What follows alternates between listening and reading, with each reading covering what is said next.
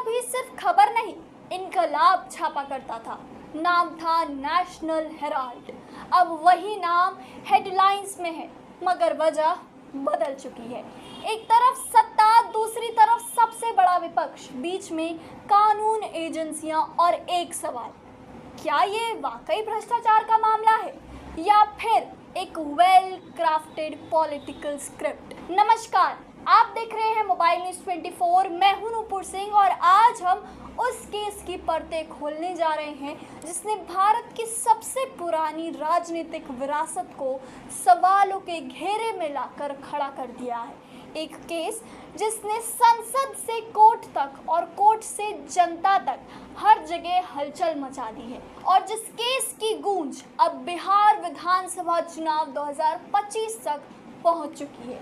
चलिए शुरू करते हैं इस सियासी सफर की असली कहानी। साल था 1938। आज़ादी की लड़ाई जोरों पर थी और उसी लड़ाई की आवाज़ बनने के लिए सामने आया एक अखबार, नेशनल हेराल्ड। इसे शुरू किया था पंडित जवाहरलाल नेहरू ने, एक ऐसे प्लेटफॉर्म के तौर पर जो अंग्रेजों के खिलाफ भारतीय जनता की बात कह सके। नेशनल हेराल्ड सिर्फ एक अखबार नहीं था, बल्कि विचारों की मशाल था।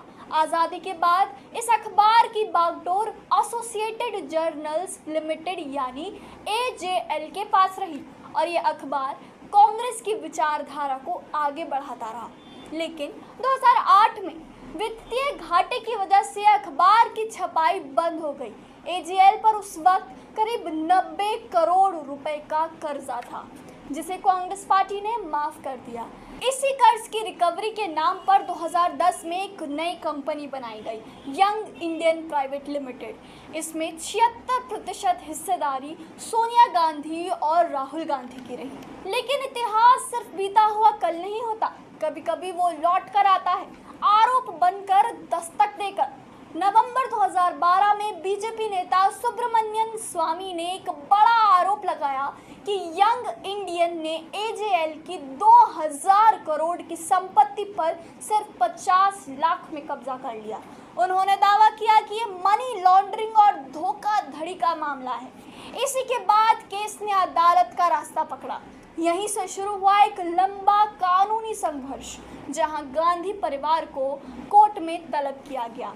कांग्रेस ने इसे राजनीति से प्रेरित हमला बताया, लेकिन CBI और ED की जांचें जारी रही।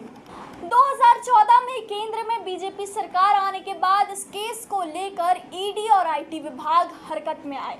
2015 में इन्फोर्समेंट डायरेक्टरेट प्रवर्तन निदेशालय ने इस मामले में PMLA के तहत केस दर्ज किया। 2016 से 19 में ED की जांच धीमी रही।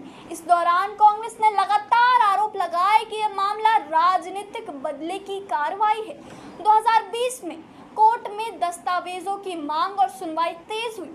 AJL की संपत्तियों की वैल्यूएशन रिपोर्ट अदालत में दाखिल की गई। सुब्रमण्यम स्वामी ने दावा किया, सिर्फ दिल्ली नहीं, मुंबई, पटना, भोपाल, लखनऊ जैसे शहरों में भी AJL की प्राइम प्रॉपर्टीज है। 2022 में राहुल गांधी को ED ने लगातार 5 दिनों तक पूछताछ के लिए बुलाया। पूछताछ कुल 50 घंटों तक चली।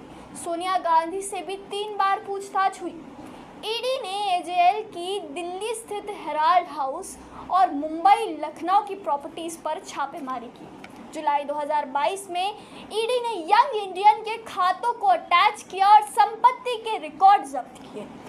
2023 दिल्ली हाई कोर्ट ने कहा, यंग इंडियन का गठन एक वैध कंपनी एक्ट के तहत हुआ, लेकिन इसकी फाइनेंशियल डीलिंग्स को लेकर जांच करना एजेंसियों का अधिकार है।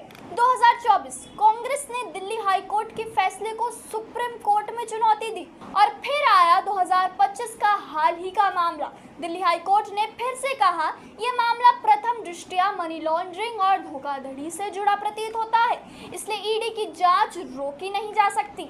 CBI ने भी फिर अपनी FIR दर्ज की है और आर्थिक अपराध शाखा से कोऑर्डिनेशन कर रही है। इस वक्त गांधी परिवार पर आरोप है धोखाधड़ी, आपराधिक साजिश और मनी लॉन्ड्रिंग। जहां बीजेपी इस केस को भ्रष्टाचार का प्रतीक बता रही है, वहीं कांग्रेस इसे लोकतंत्र पर हमला बता रही है। राहुल गांधी कहते हैं कि मोदी सरकार विपक्ष से लड़ नहीं सकती, इसलिए ईडी और सीबीआई को आगे कर रही है। वहीं अमित शाह ने अपनी बिहार रैली के दौरान कहा, जो लोग एक अखबार की आड़ में देश की संपत्ति हड़पना चाहते थे, अब उन्हें कोर्ट में जवाब देना पड़ रहा है। तेजस्वी यादव ने कहा, ये केस सिर्फ गांधी परिवार नहीं, पूरे विपक्ष को दबाने का जरिया है। लेकिन सिर्फ फाइलों में हलचल नहीं थी, सड़कों पर भी गुस्सा है, और गुस्से का नाम था कांग्रेस का प्रतिरोध। कांग्रेस ने जांच को राजनीतिक बदले की संज्ञा दी। देश भर में विरोध प्रदर्शन हो रहे हैं। दिल्ली में कार्यकर्ताओं ने पुलिस से भिड़कर गिरफ्तारी की। ये मामला सिर्फ अदालत की दहलीज तक सीमित नहीं, क्योंकि अब नेशनल हेराल्ड केस बिहार चुनाव 2025 का भी एक मूडी मोर्चा बन चुका है। पटना की गलियों से लेकर मधुबनी के चौपाल तक ये सवाल उठाया जा रहा है कि क्या वाकई गांधी परिवार को संपत्ति का हक था या यह सत्ता का दुरुपयोग था। क्योंकि जब दिल्ली की जांच का ताप बिहार की गलियों में महसूस होने लगा, तो समझिए कि चुनाव अब सिर्फ स्थानीय नहीं, राष्ट्रीय संदेश देने लगे हैं। बिहार चुनाव जहां मुद्दे रोज बदलते हैं, अब यहाँ नेशनल हेराल्ड केस भी एक नया राजनीतिक हथियार बन चुका है।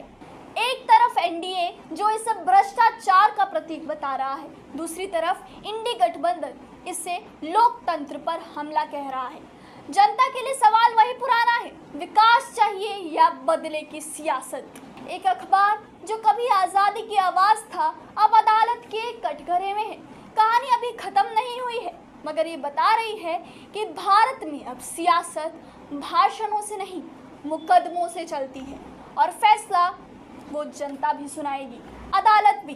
2025 का बिहार इसका ट्रेलर भर है। अब इस केस की अगली सुनवाई कोर्ट में नहीं, चुनावी मैदान में होगी।